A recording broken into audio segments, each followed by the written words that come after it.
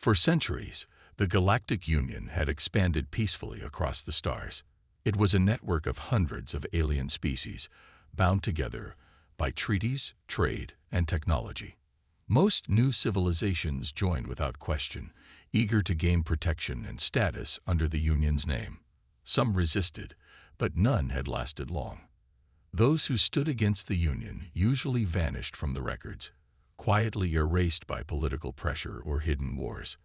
The council at the center of this vast empire had grown used to silence when they spoke, to obedience without question. So when they finally received a response from a small blue planet in the Sol system, Earth, they expected another quick acceptance. What they got instead was something no one in the galaxy had ever dared to send.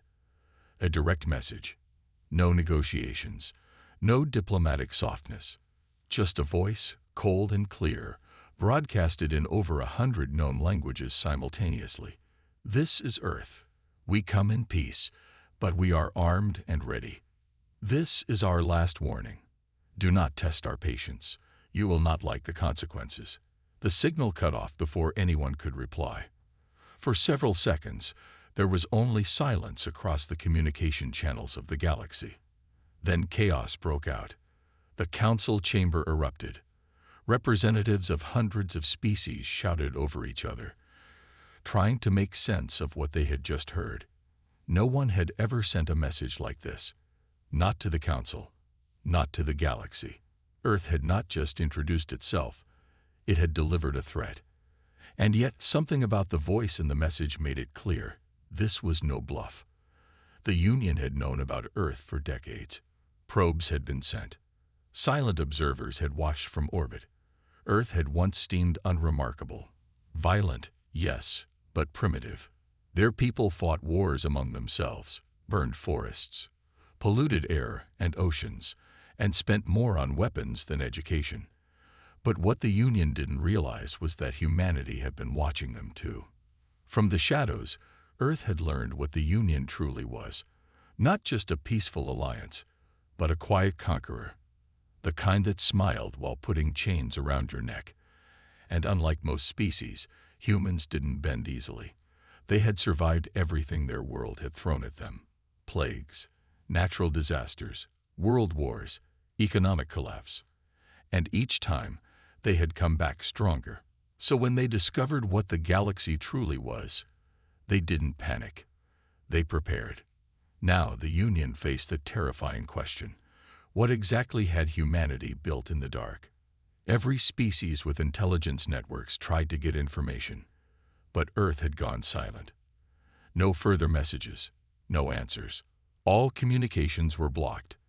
The only thing they had was that one transmission, and the fear it left behind. Some of the older species, the ones who had lived through the rise and fall of empires, said the humans reminded them of something ancient, something that didn't ask for respect. It demanded it. A few brave scouts volunteered to investigate. Small, unarmed ships were sent near the Sol system. None of them got close. Without warning, they were surrounded by cloaked satellites that appeared out of nowhere. The human message repeated, "Do not test us.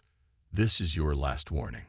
The ships were allowed to leave, untouched but shaken. Their crews reported strange energy signatures, heatless beams of light, and the feeling of being watched by something massive, something hidden.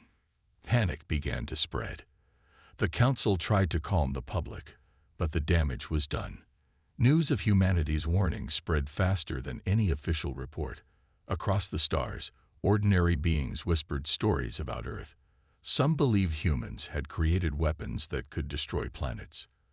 Others said they had tamed black holes and hidden fleets in dark space. Some even thought Earth was home to beings who couldn't die. Every story was more dramatic than the last, but they all shared one thing: fear, and behind that fear, curiosity.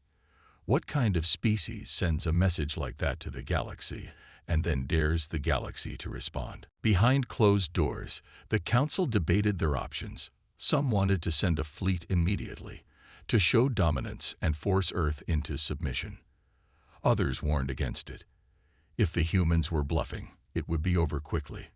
But if they weren't, Then the galaxy might be facing something it had never seen before, a species that did not need approval, a species that did not seek permission, a species that would stand, even if it had to stand alone.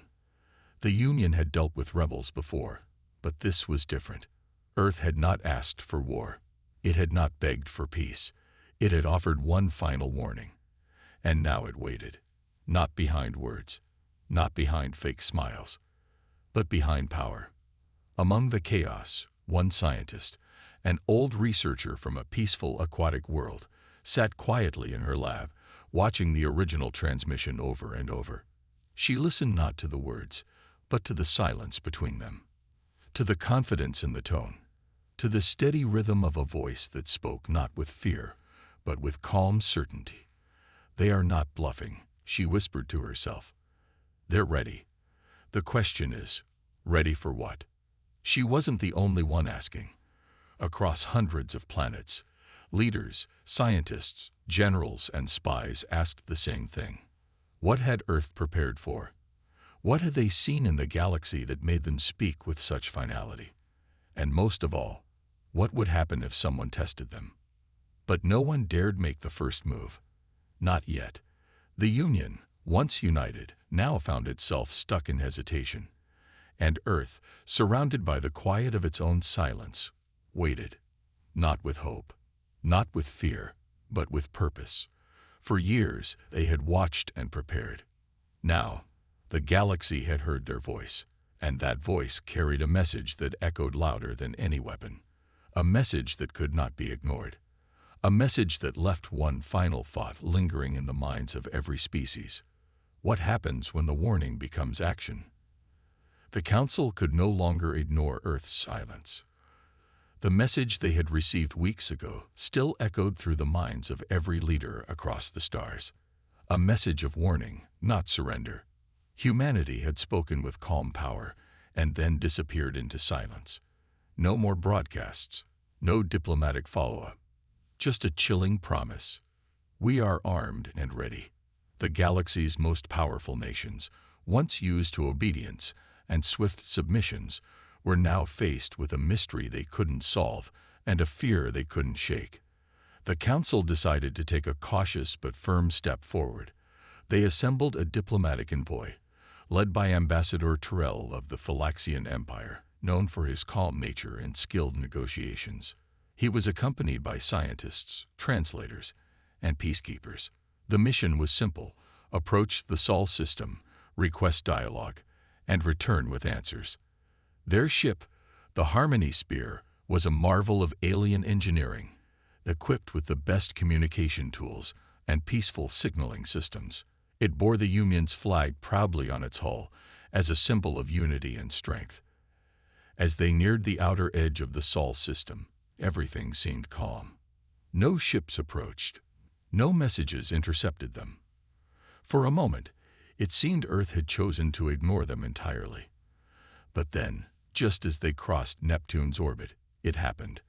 A voice appeared across every frequency at once, calm, controlled, and unmistakably human. "You have entered protected space. State your purpose. You are being watched." No threats. No aggression. Just a warning wrapped in awareness. The envoy quickly responded, stating their peaceful intentions, their mission to open communication, and their hope for understanding. There was a long pause. Then the voice returned. "Proceed to assigned coordinates. Do not deviate. You will be escorted."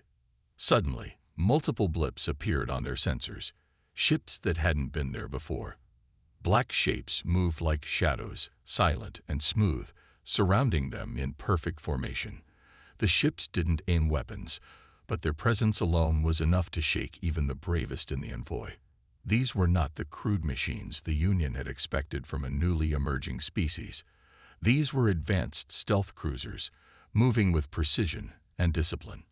The Harmony Spear was guided to the edge of Earth's orbit, where a massive structure loomed above the planet. An orbital station unlike any seen before. It wasn't beautiful or shiny like most Union designs. It was raw, functional, and armed to the teeth. Defense turrets lined its surface, Hundreds of small drones moved in coordinated patterns. It looked less like a welcoming port and more like a fortress ready for war. But still, no shots were fired. No threats were made.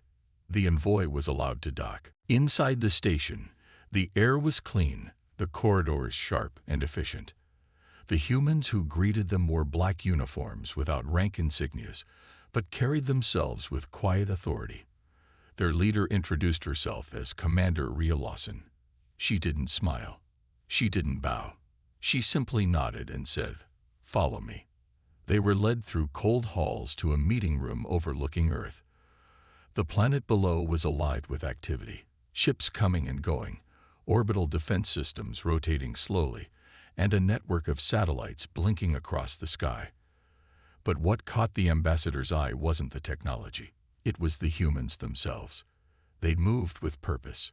They weren't celebrating the arrival of aliens. They weren't panicking or in fear. They were working, focused, prepared, and calm. Commander Lawson began without delay. "You've come to ask about our message," she said. "We meant every word. We are not hostile, but we will not submit. We've studied the Union. We've seen what happens to those who join without question. We will not be controlled, and we will not allow ourselves to be targets." The ambassador tried to reassure her. He spoke of peace, of shared progress, of how the galaxy thrived on unity. But Lawson's eyes didn't waver. "Unity is only noble when all members are equal," she replied. "Your unity comes with control. We've seen how it works. Some species are protected. Others disappear quietly. You call it balance. We call it fear."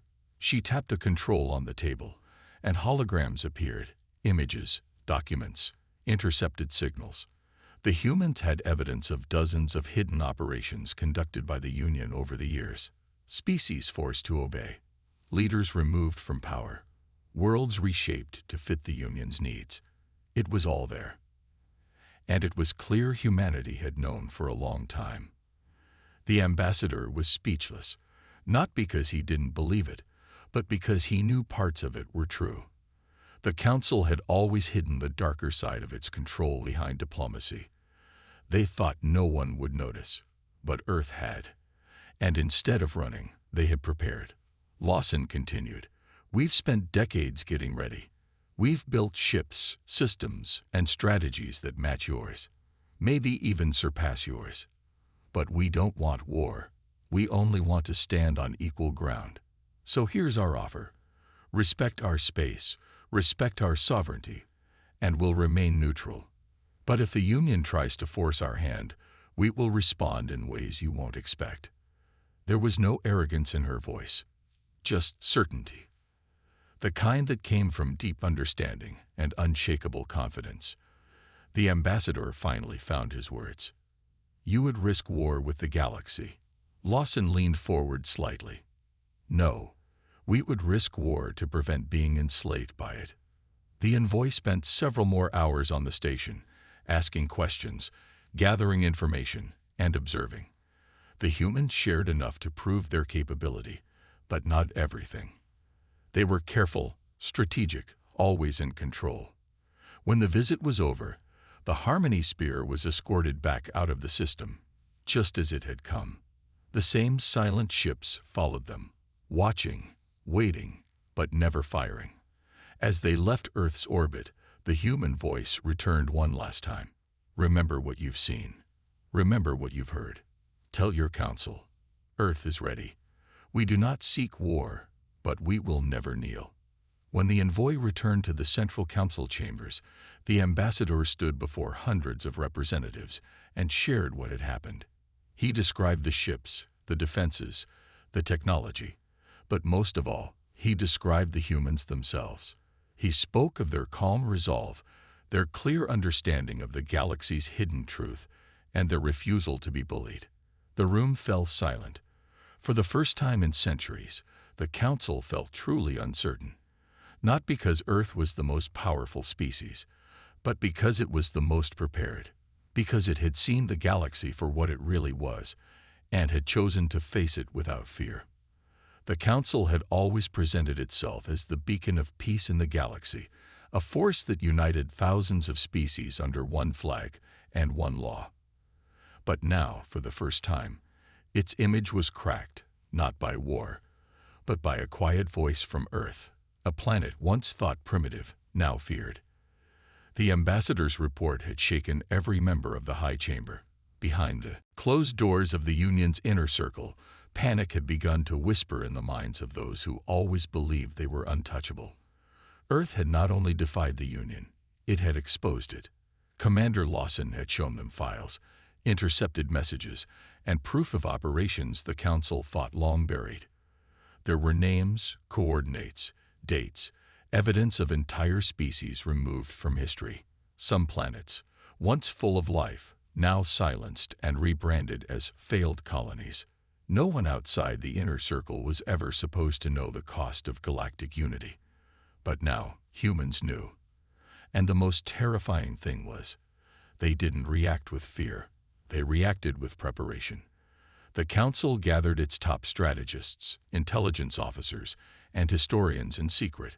They needed to understand how much Earth knew, how they found out, and what their next move might be. But the more they investigated, the more they realized how deep Earth's knowledge ran. Somehow, without leaving their system, humans had unraveled the secrets of the galaxy. And the worst part, they were right. The truth was ugly. The Union had never been built on fairness. In the beginning, there had been resistance. Some species didn't want to join. They had their own cultures, their own paths. But the Union couldn't allow chaos, so it silenced them, quietly, efficiently. Leaders were replaced, rebellions were erased, and dissent was labeled as terrorism. Over time, peace became a mask that covered centuries of silent wars. Even the members who believed in the Union's mission had no idea what had been done in their name. Only the oldest, most trusted council members knew the full history. They had justified it all as necessary for the greater good. One galaxy, one law, one peace. But now, Earth had pulled back the curtain. The humans had been watching from the shadows. They had listened, decoded, and studied the Union like predators stalking their prey. And now, instead of begging for protection or joining for survival, they stood alone and unafraid. The Council considered their options. Some suggested immediate military action, a quick strike to eliminate the threat before it grew. But those who had read the ambassador's full report knew it wouldn't be that easy. Earth's weapons were advanced. Their strategies were unpredictable. And most dangerous of all, they were not fighting to conquer. They were fighting to remain free. That kind of enemy was harder to defeat than any empire. The Union was used to controlling fear. But this time, the fear was inside their own halls. In a hidden chamber deep within the Council headquarters, an emergency meeting was held between the most powerful minds in the galaxy. Chancellor Vorik, a towering being with 6 eyes and centuries of control behind him, addressed the group. If the truth becomes public, he said slowly, our unity will fall apart. Earth must be discredited or destroyed, without alerting the rest of the Union. But a voice rose from the corner, hesitant yet strong. It belonged to General Sereth, once a proud enforcer of the Union's peacekeepers. What if they're not the enemy? He asked. What if they're the only ones who truly understand what we've become? The room went silent. No one wanted to admit it, but the thought had already taken root in their minds. Humanity had held up a mirror, and the reflection was terrifying. They weren't protectors. They were rulers. And now, the ruled were watching. Meanwhile, on Earth, the humans were preparing for every possibility. Intelligence networks had uncovered strange activity near the edge of the system. Cloaked probes, disguised ships, attempts at sabotage. But none had succeeded. Earth's security systems were a blend of artificial intelligence and human intuition, making them unpredictable to outsiders. Commander Lawson knew the Council would try something. They wouldn't stay quiet forever. So she met with her top advisors and made a bold decision. It was time to show the galaxy what Earth had discovered. Time to reveal the truth. Across deep space, messages were sent, not as threats, but as data packets containing undeniable evidence. They were encrypted in a way only major Union members could open. Each contained proof of forced disappearances, silenced species, and rewritten history. Earth did not accuse. It simply presented the facts. And then, it waited. Within days, chaos erupted across the galaxy. Worlds that had been loyal for generations began to question their leaders. Protests broke out. Demands for truth and justice filled communication channels. Council members tried to calm the unrest, calling Earth a liar, a manipulator. But the evidence was too strong. And worse, some members of the Council itself began to doubt their own roles. Whispers turned into questions. Questions turned into resistance. The unity the Council had protected for centuries began to crack, not with war, but with truth. Earth had done something the Union had never expected.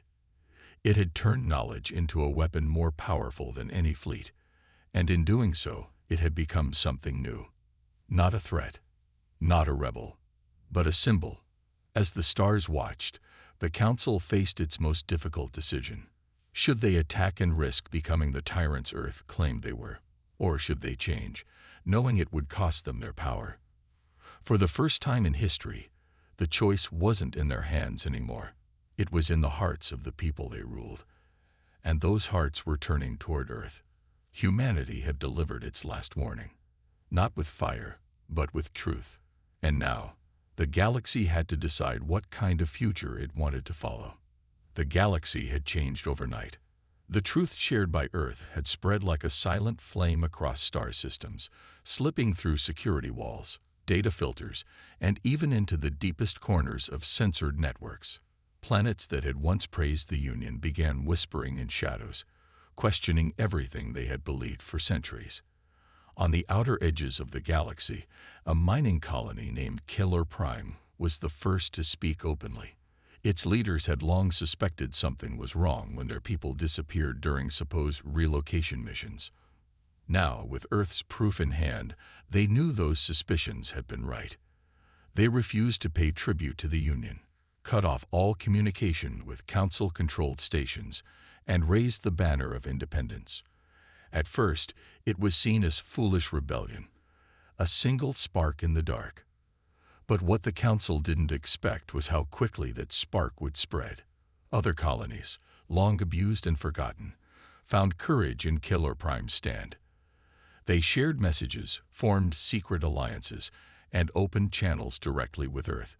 Humanity, once seen as an outsider, had become a silent leader, offering guidance and protection without asking for control. Earth didn't force them to fight. It simply showed them they could choose.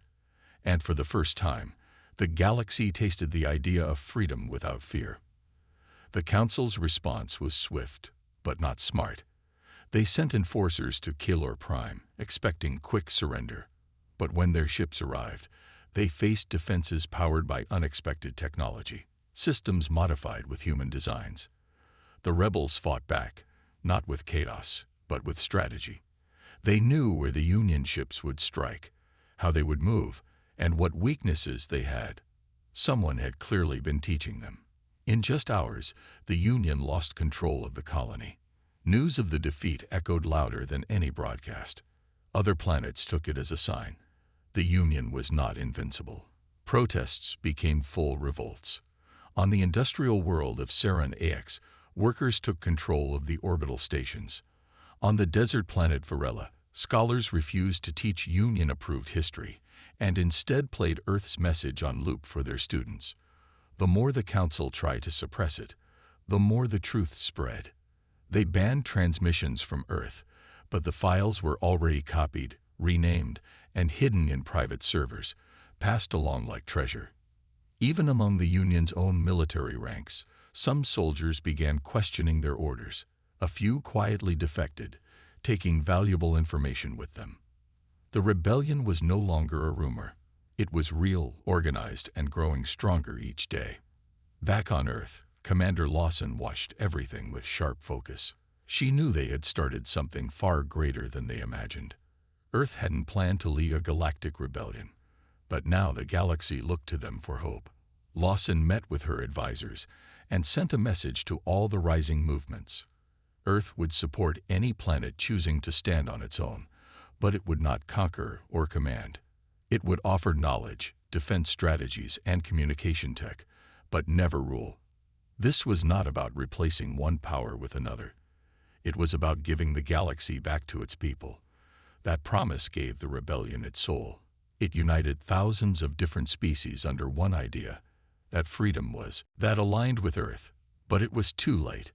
The fear had shifted. Now it belonged to them. They could no longer predict who would turn next. Council members watched each other with suspicion, wondering who might be secretly supporting the rebellion. Paranoia spread through their meetings like poison. The stronger they tried to tighten their grip, the faster control slipped through their fingers. The turning point came when a mid-level council world, Veltrix, announced its independence on a live broadcast. Its leader, Chancellor Marin, once a loyal servant of the Union, stood in front of his people and admitted the lies he had helped spread. "We were part of the machine," he said, "but now we choose to be free." The broadcast wasn't just a message, it was a shockwave. It told the galaxy that even those inside the Union's heart were breaking away. The rebellion was no longer distant. It was in the halls of power. The council ordered Marin's arrest, but his people defended him, standing unarmed between his home and the approaching guards.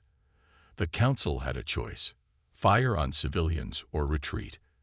They chose to retreat. That image, of soldiers backing away from a peaceful crowd, was seen by billions. In that moment, the Union's power cracked. The galaxy didn't need ships or weapons to fight. It only needed the will to say no. And with Earth standing silently behind them, more systems began to do exactly that. Earth never celebrated. There were no parades or speeches. Commander Lawson knew this was only the beginning. The rebellion would grow harder. The Council would not give up quietly. But Earth had given the galaxy something rare and powerful: truth, and the courage to act on it. The spark had become a fire, and it could no longer be extinguished. What started as a warning had become a movement. The Union was falling, not from invasion, but from inside.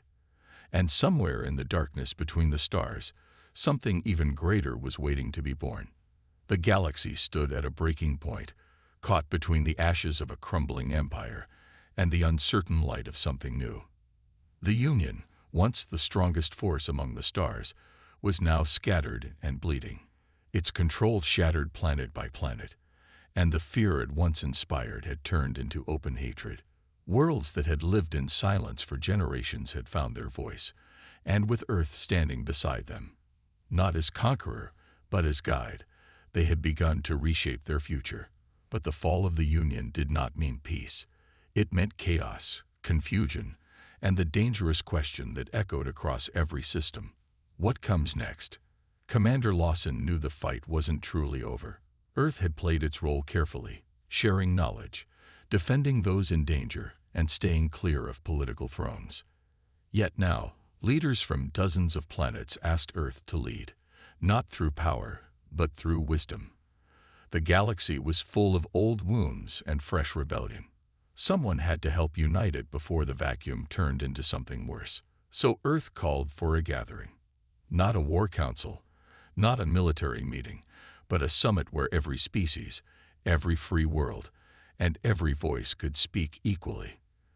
They called it the First Accord. And to everyone's surprise, they came.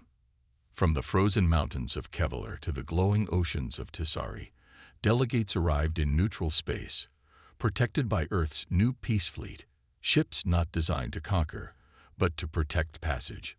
Some leaders came suspicious, others hopeful, and many arrived carrying the pain of their people.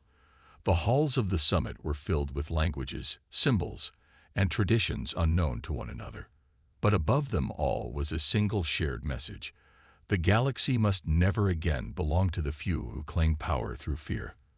The first days were tense.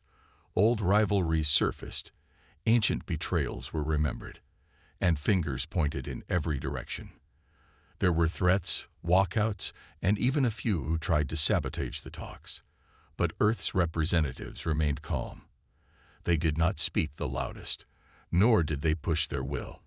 Instead, they listened, asked questions, and reminded everyone why they were there. Slowly, something changed. Delegates who had never spoken before began to understand one another. Systems that once feared their neighbors began to dream of trade, shared research, and mutual defense. The idea of a new galactic order wasn't built in speeches. It was built in quiet moments, long conversations, and the realization that peace could not be forced. It had to be chosen. And then, just when it seemed possible, the Union tried one last desperate move. A group of rogue generals, refusing to accept defeat, launched an attack on the summit. They believed that if they destroyed this fragile alliance before it formed, the galaxy would fall back into old patterns: fear, war, and control. Their fleet jumped into orbit, targeting the gathering with stunning precision. The rogue Union fleet never even touched the ground.